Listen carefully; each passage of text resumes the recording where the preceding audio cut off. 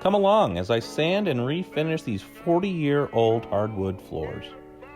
Now you can see here, these floors have a beveled edge in between each board.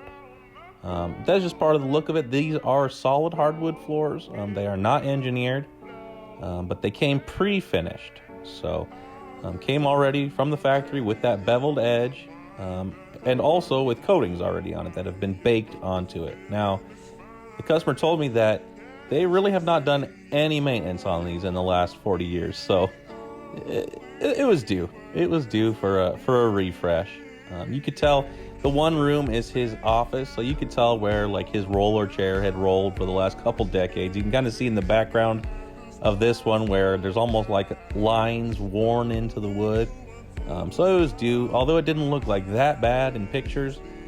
In person, you could definitely tell where like the wear patterns were and where they walk all the time, that sort of thing. So these floors were due, and they sanded so clean and so nice. So that was nice to see. We started with a 40 grit on the big machine and edger. Then we moved to an 80 grit, and then you see me going over it now with the orbital around all of the edges, just making sure that we don't have any sanding scratches. We then buffed it, water popped it, and we are staining these floors back to the color that they were. Dark walnut is the color that we're going over it all with. So you see me here, I'll cut in around the edges, pour myself a little puddle, and then kind of massage in the stain with the buffer. The buffer has a pad on it. It almost looks like a soft carpet pad. And it sucks up the stain, and you can kind of,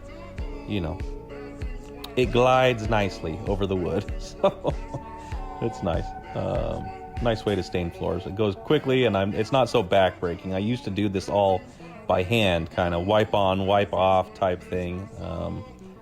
And that comes out nice too, but man, is it back-breaking, and you get so hot, so sweaty, it's so much work, your back is killing you by the end.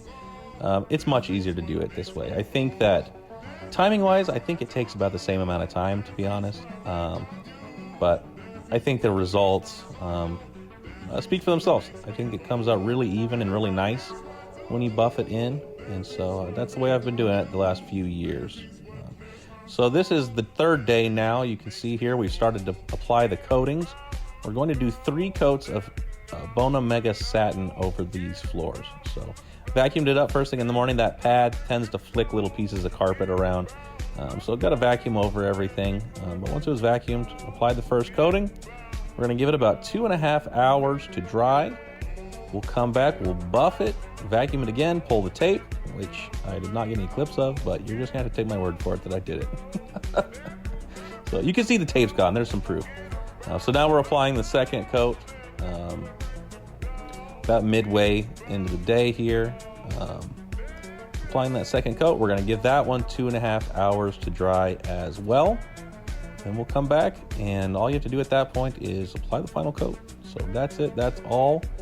Not too bad. This was not a huge project. Like I said, 2.5 days on it. Not bad at all. And it's all done. So it needs about 3 days for a full cure. And then they can start walking on it, start moving their furniture back on it, and start treating it like a floor. So that's that project. We are moving on to the next one. If you are watching, especially this far into the video, I hope you enjoyed. I do have some after pictures at the very end, and I hope to catch you on the next one. Bye.